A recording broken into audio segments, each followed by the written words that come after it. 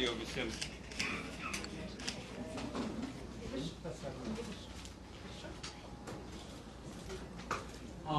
Good afternoon, everybody. Thank you for coming and for the big attention to the amazing event what we will have in Kaunas. Yes, I will need to present my guests who are for the moment in our conference. Many of them you know, but anyway, I will start from Marina Abramovič, which artist you know everyone. So welcome, Marina, to Kaunas.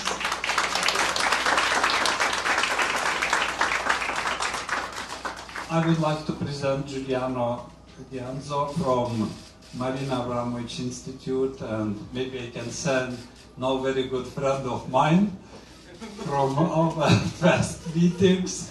But I hope we became a friend, and it really was very nice to work with him for this show, and he helped us a lot, and not only help but consulted us, and so it really was very busy with the show what we have now. I also would like to present my colleague from Poland, Wacław Kuczma. He was the curator of one of the biggest show what Marina had in Torun in 2000. When it was in 19? 2019. Yeah, in 2019, and I am very happy that Wacław agreed to work with us to prepare this show, because he had these big experiments, and it was really very easy for us. Anyway, we know each other. I don't remember since how many years, so it was really no problems to work with us. And I want to present our chief of our Kaunas 2022, Virginia, who, you know, just gave for Kaunas the good opportunity, good ideas to become a European capital of culture. Thank you. So maybe, because I before talked with everyone, with you, and we decided how will be organized all the press conference, but now I would like to ask to say a few words at the beginning. Maybe Giuliano? So, first of all, let's clarify, we are friends. Okay. So this is a very, very important thing to specify. I would like to thank everyone for this.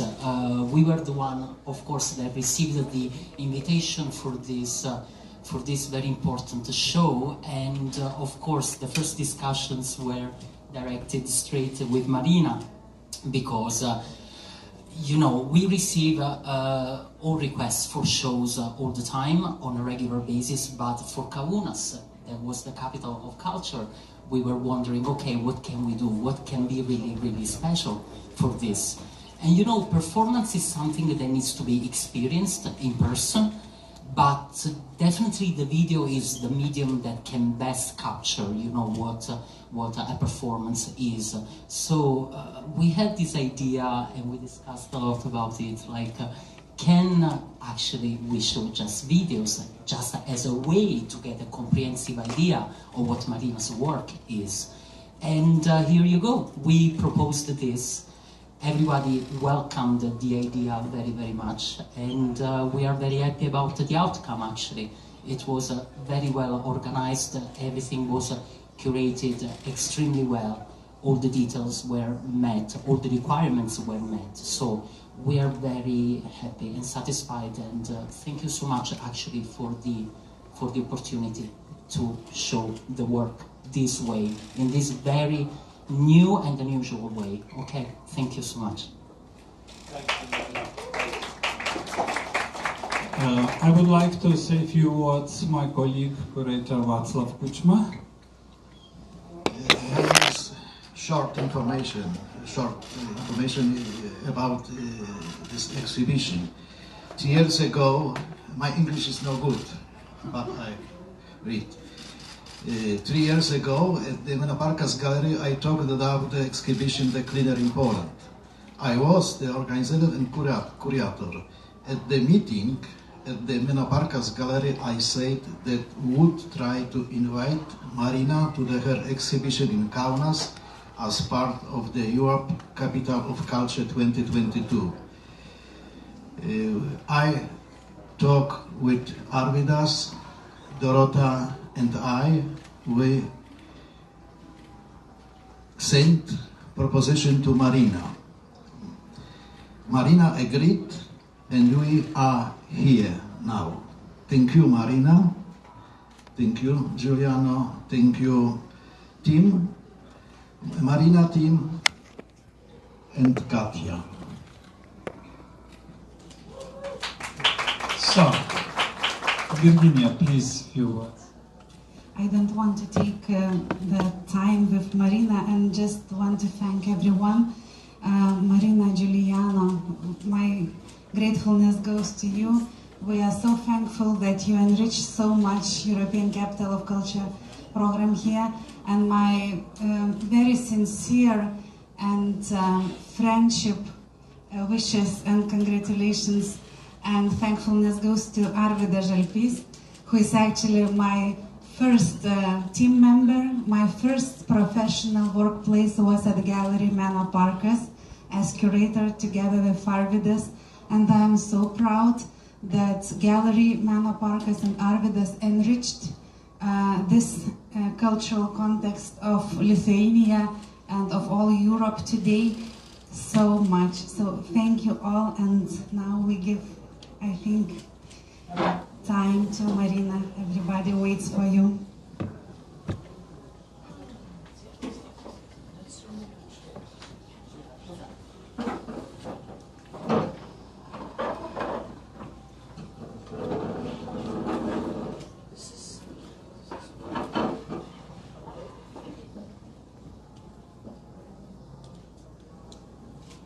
This is so terrible for the people who are sitting there and all the photographers in the front, so they can't see.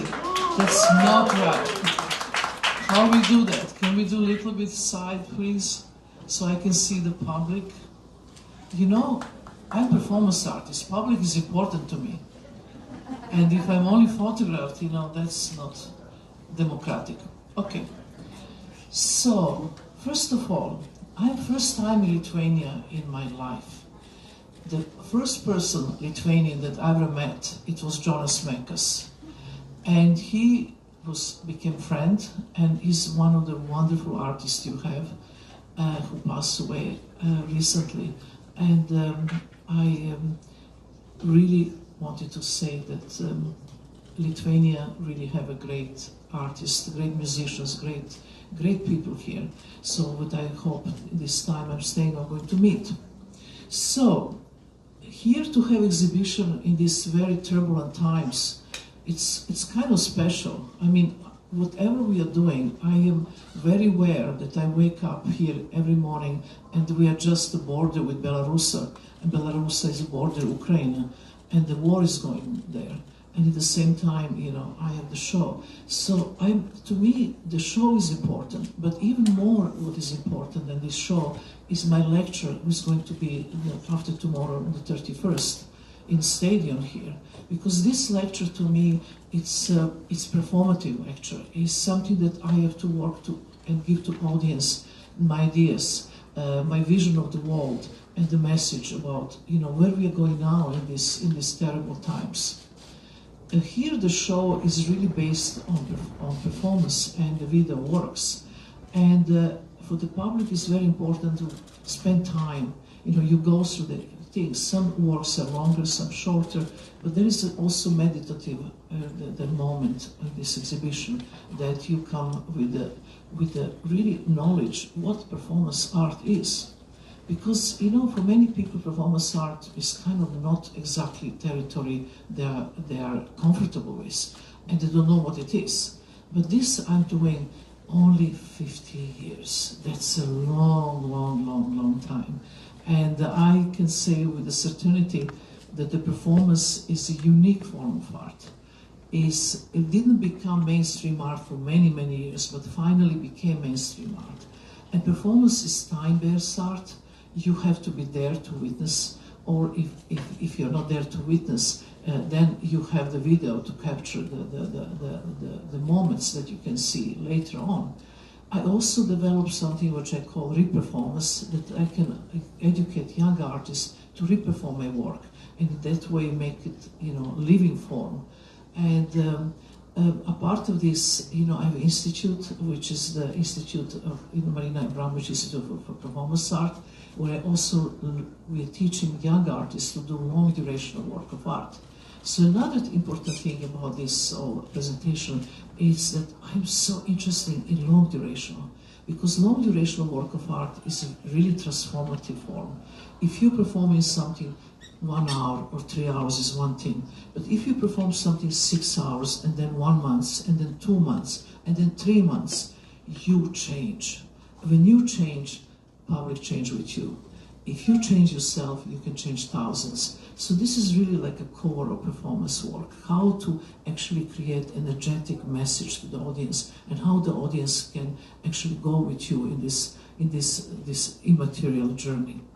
And I have no idea how this public, going to react to this show. What I can do is that from my side, I've done my best. My crew been working tirelessly. The Katy Kostalis, the Ramon, the Giuliano, all the crew people, the people here who are wonderful, the technicians who I didn't get the names yet, but for tonight, for the opening, I will have all your names. And they are very difficult to pronounce. The Lithuanians, you don't have easy names. It's not easy at all.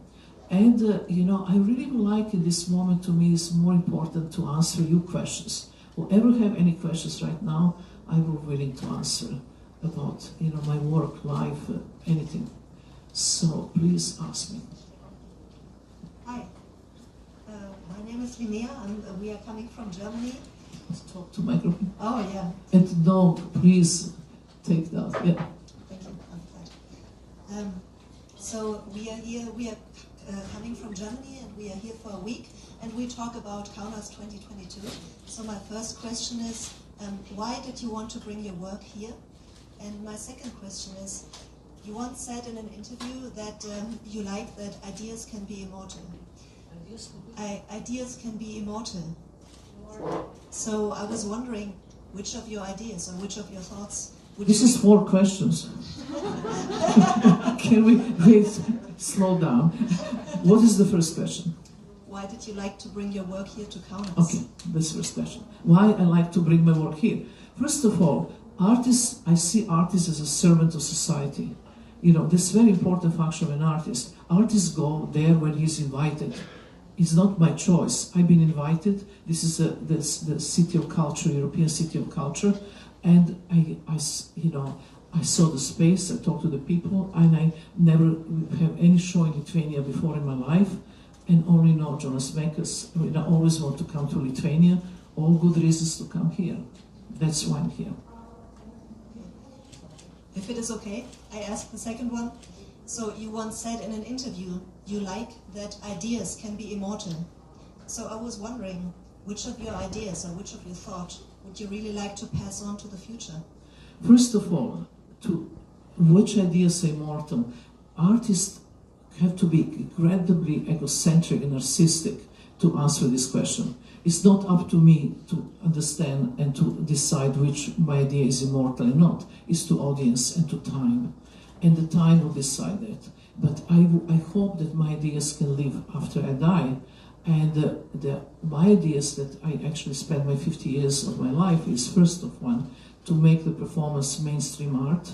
Second one, to create a re-performance possibility that all performances can be re-performed. Third one, to actually establish long durational work of art, that the performance can be very long time, that they have this, transformative energy, and to really create a message how performance can lift human spirit.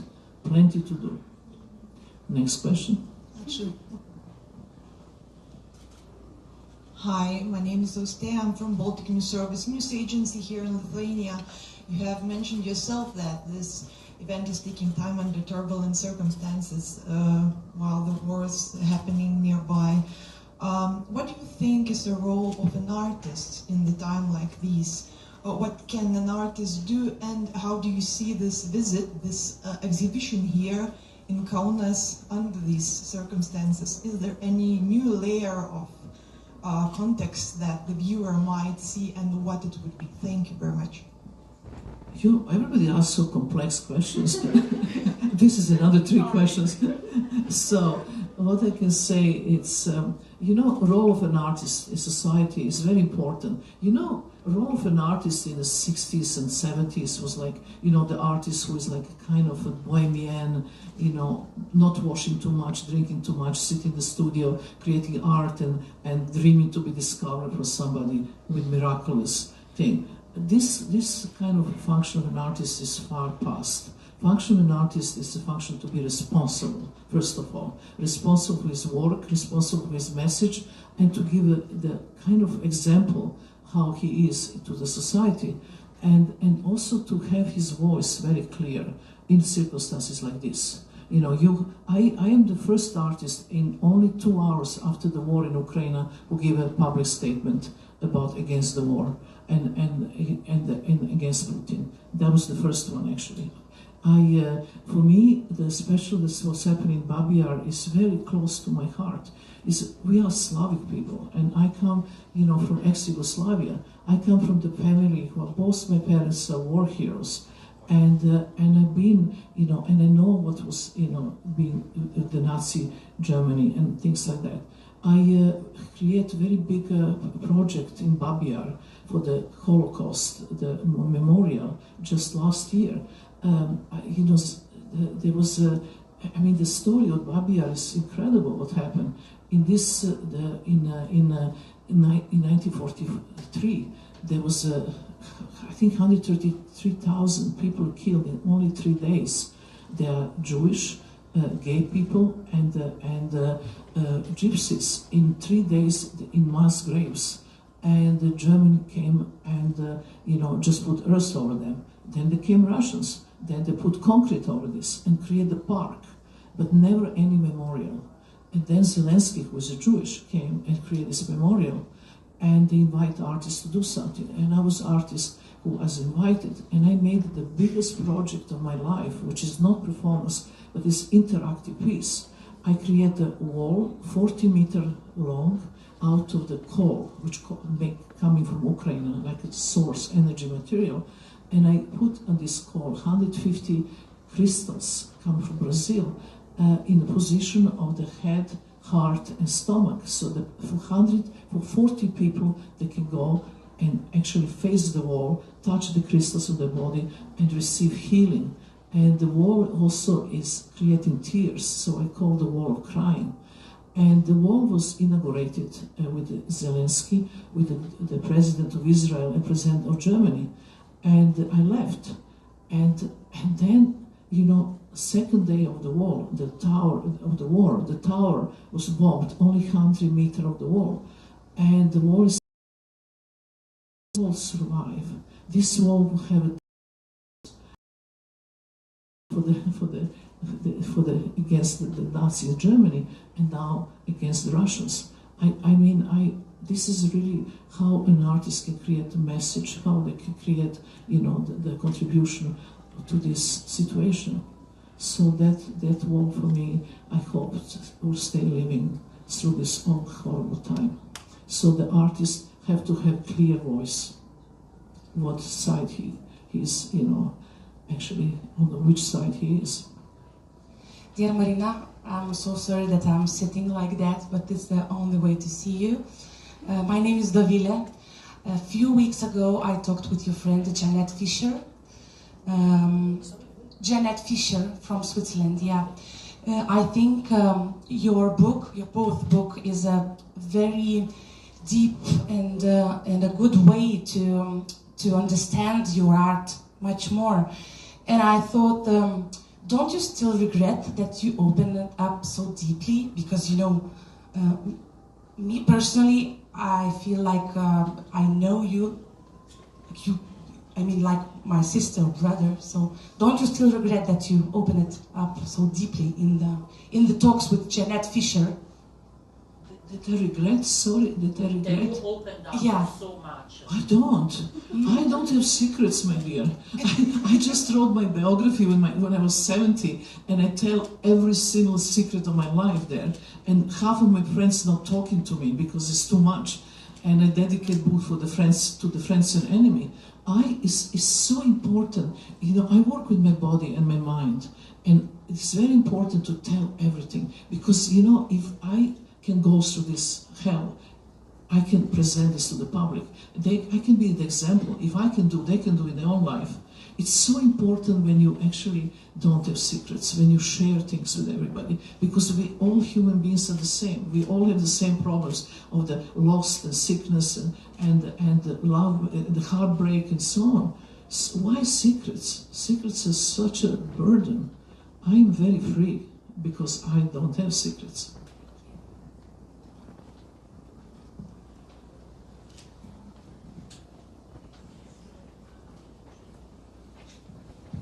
Hello, my name is Aushra, I'm native here, and well, I actually have two questions, and we'll start with the first one. I was wondering, what do you think and how do you feel what today, well, nowadays, owes bigger popularity? Is it your personality or is it your works?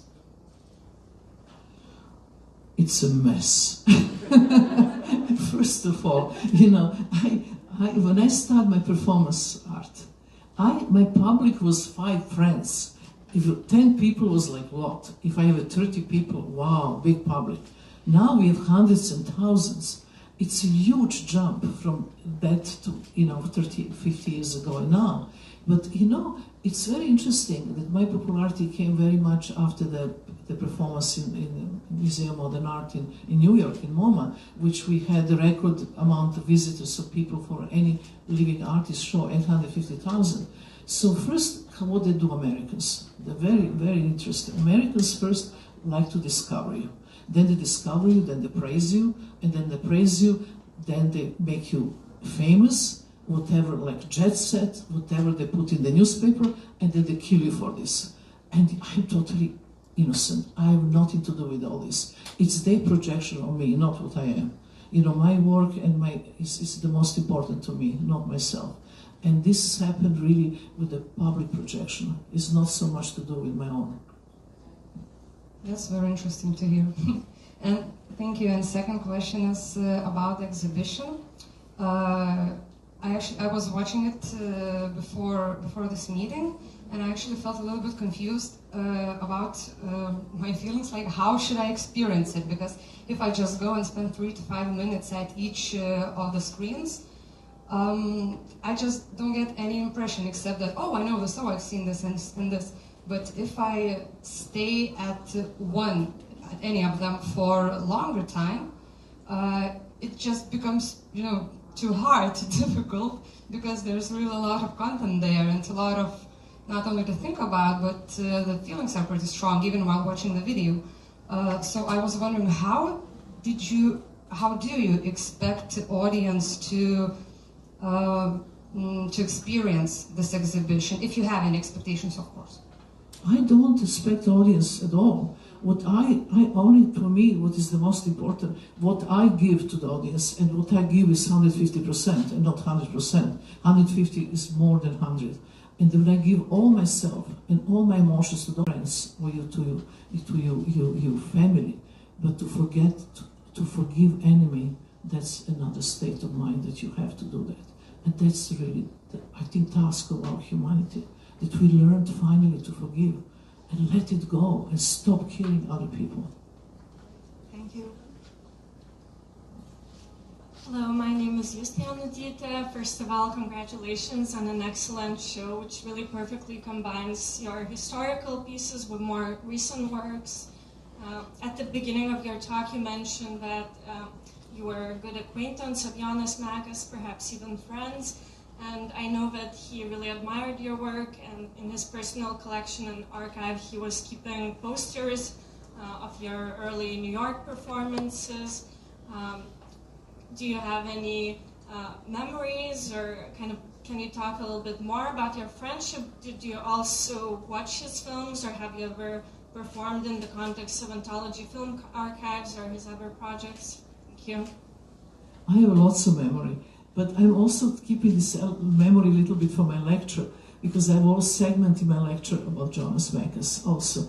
But you know, we met many times because I live in New York. Oh, my first memory of Jonas Mekas, it was in 1978.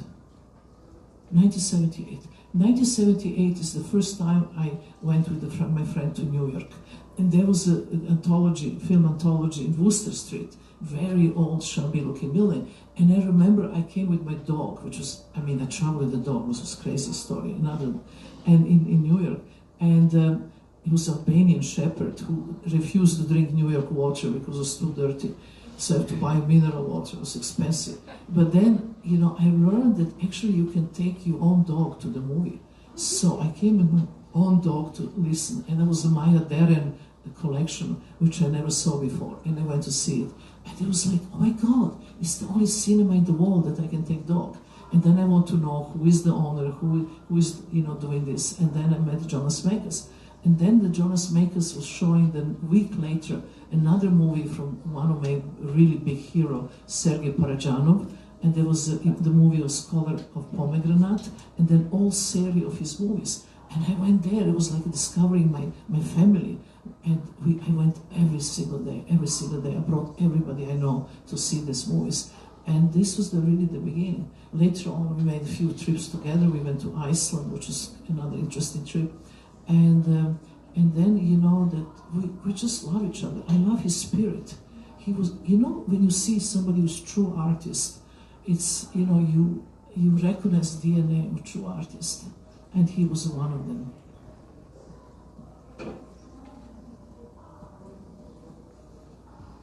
Hello, my name is Martinas Petrikas, Vilnius University. I have a short question. Considering the format of this exhibition, I was just wondering, what is your take on theater and performance online? We saw many of it during the confinements, and I was just wondering. Thank you very much. No, first of all, as a young artist, a performance artist, I hate theater. I hate opera. I hate everything which is not performance. Because, like, you know, like you have to establish your own art form. You have to hate everybody else. The older I get, the more I get, you know, interested in all these other medias.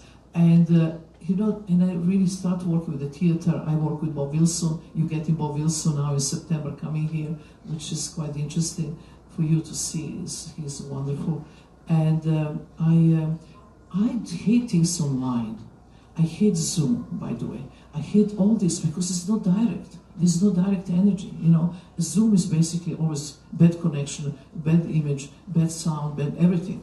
And I prefer, if I want to see theater, I prefer to go and see theater. I also, if somebody told me 10 years ago that I would make opera myself, I think you're crazy. I will never touch opera. This is like dinosaurs of performance art. And then I just done my own opera, actually, which I'm from here going to Berlin to perform and direct it and do the opera myself. And you know, when you establish your own art form, you become very generous to everybody else. And I think that there's some incredibly important theater pieces historically to be appreciated. Hello. Thank you so much for the wonderful show. I just want a question about artist manifest. Is there any difference between artist manifest or human being manifest? Because if we all are co-creators to the big creator, I read very carefully. It's very nice on the wall. I spend a lot of time. I sign anything what you write there, and I'm kinda not an artist. Maybe I'm creator. Thank you. I really start writing more like a human being than an artist, this statement, except a few details, like never fall in love with another artist. This is definitely never fall. I've done 3 times, so bad decision. But you know, but many other things, you know, and also, you know, not surrender to not become your art commodity, to, you know, to art market, and not repeat your work and so on. But most of the statements, you know, they're really for statements for any human being. I really start as a human being to write them. And I think it's very important, not for artists, but everybody to write his own manifesto, to write some kind of borderlines, some kind of, focus on morality, what you really should do and you should not do in your life, and stick to these decisions. It's kind of very important, Thank you. And if I can, one more short question. I'm looking to write like a space in between your movie about your trip to Brasilia. I kind of follow a lot of what you do in your life. So is there some balance can you find between when you are looking who you are and when you're doing art? What is the same for you? Is there any distractions about, because this is the most essential question, I think, for any human being. Do you need to find who you are, or do you need to serve? Or how to manage when you must find and when you must serve? Thank you so much. I mean, how you can survive financially as an artist? Yeah, it's kind of a very important question. In the early 70s, 80s, and beginning of the 90s, I never got any money for any of my performances of any work, and I didn't sell. And the idea of selling was abstract to me. I didn't have galleries, I didn't know who's going to ever buy this. So I was teaching. Artists in the early times, to make the money, it was very simple. Musicians was driving taxis, the dancers was working the bars, the painters and visual artists was working in the museums as guards. I mean, this is how you make money, but not from your own work, because it's impossible. Especially if you're making the work to have the kind of new ideas. Performance was revolutionary. There was, in the 70s, the galleries was not to sell. That's why end of 70s there was huge pressure of the market to produce something to sell. So I always say, all the bad performance artists became bad painters. Okay, maybe not that way. I have to make some jokes. But anyway, so the things change. But to me, the one thing which is interesting about the performance art, till now, performance art never came commodity. Cannot be commodity. Like any of this other, any kind of middle career artist making 10 times more money for selling the paintings than I do it with my video installation, because people don't even collect the video, because you have to have equipment, you have to show, and then there's no electricity, you don't have work. I mean, it's so much easier having nail on the wall, put the painting on the wall, sell the painting, there is the work. And that's the hardest part. So I teach almost 30 years of my career, to support myself. But now I'm 75, my dear. Finally, it's okay, but took a long time.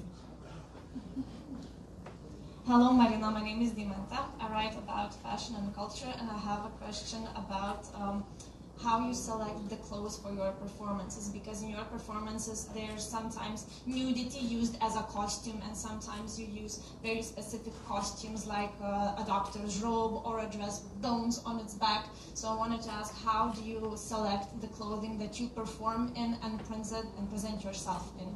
Thank you. My dream is something I didn't do yet, is to make a fashion show of history of performance clothes. But I've never done this. I have to do one day. It was very simple. 70s, absolutely naked. Everybody was naked. There was no fashion. Then in the 80s they became jeans, dirty black or dirty white. This was like a code. Then from the 90s, fashion started getting into the performance, and people start creating clothes. But in my case, for me, the concept is everything. First, I create the concept, and I see in this concept is important to have the nude body, like really like a kind of architectural simplicity nude, or you need the clothes. I never use any fashion clothes for my work. I always make I make the drawing, and somebody make clothes for me, and they're always functional. And I think it's really important how the concept developed with the clothes, And the one other thing that I really understood is, when you're a young artist, you need more things. When you get older, you need less. Because when you're young, you're so insecure, so you need the structure, you need the projections, you need the props, you need this object, that object.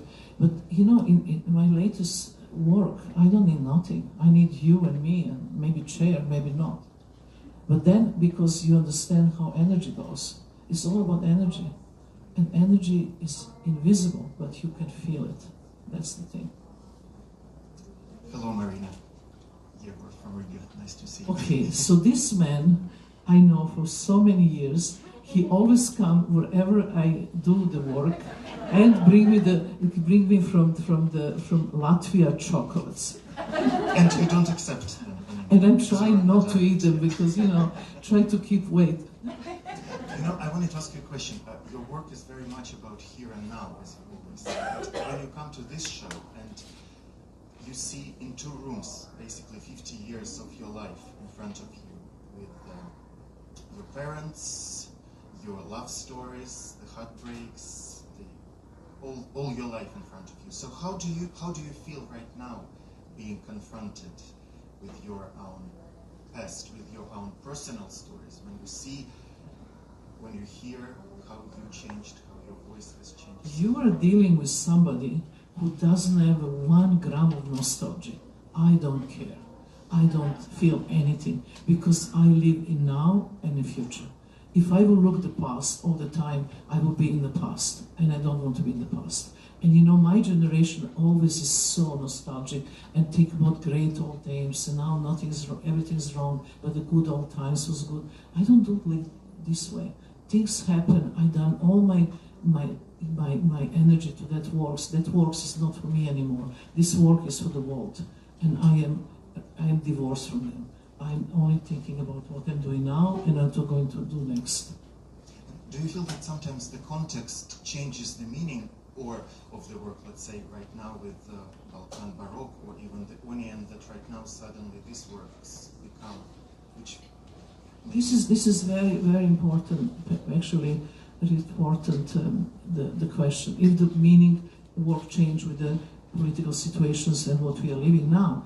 And I really think it's very important, you know, doing political art is extremely dangerous, because if you only have political art and your work is a political, can be like a newspaper. Today is one news, tomorrow is that news, and work doesn't have any meaning anymore. So would you create work of art have to have layers of different meanings, have to be political and spiritual and social and communal and predict the future and disturbing, all of these things in one piece of art. And then every society take the meaning what he needs at the time of need.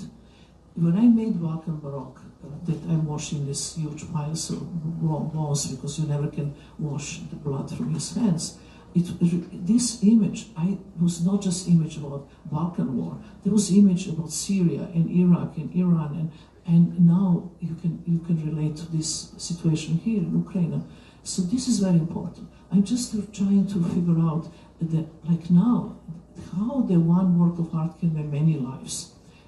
Downstairs, I have a work which is dedicated to my father. It's called The Hero. I'm sitting on the white horse with a huge flag, which is white. Why is white? White flag is a flag of surrender. And my father, you know, who was partisan and hero, never surrendered to change. He could not change. He could not change from the communism into any new ideas. So when he died, I dedicated this work for him. That is the work of change. But now I'm thinking, I wanted to create something else. I want to have same horse, same flag, but instead of white, Ukrainian flag, because it's the flag of victory. So I think that could really serve and take the same one work, translate it into something new, because these people have to win. The last question, do you have any ideas who can save the world? Not Putin. Who can save the world? Us. Us.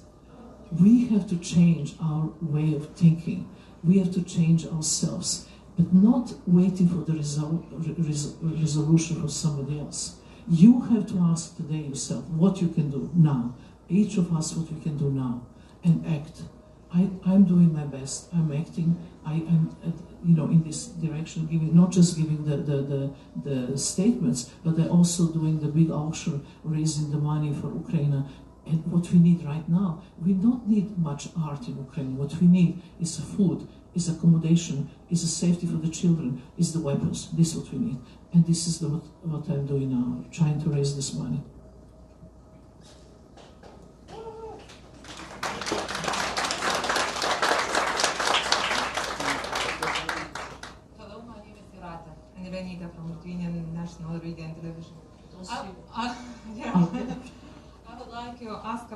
one video installation I saw just today, Count on Us.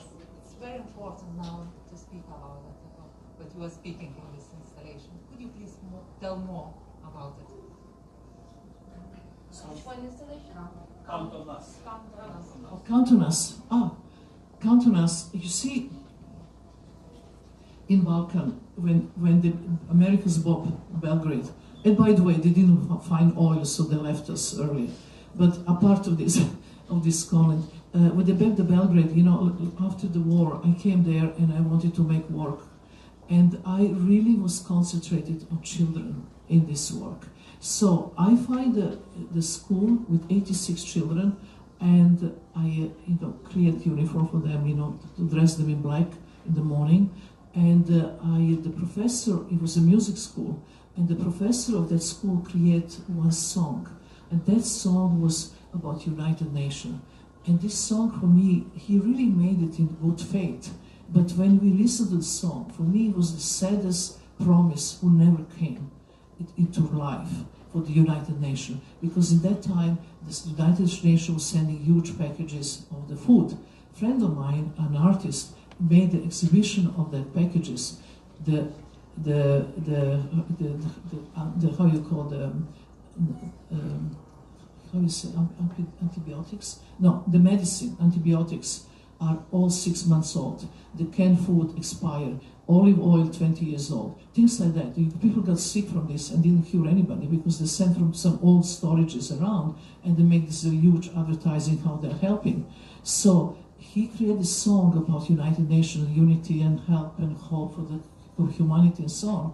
So I dressed myself in skeleton and conduct this chorus of the children singing that song. And then I have 2 other children. They're singing really beautiful songs about beautiful yellow flower and hope and new life and a first love. And then I have this communist star made out of children bodies who comes and goes, and me in the middle of the skeleton. And I refer also to my scar that I made in the 73 in Belgrade, which I almost burned in the Black Star. So I recreated that star 30 years later. And this all is very complex, actually, the installation. But the idea is count on us. Yes, you bomb our country. Yes, you ruin our childhood. Yes, you kill our parents, but there is a hope. We are young and we're going to survive.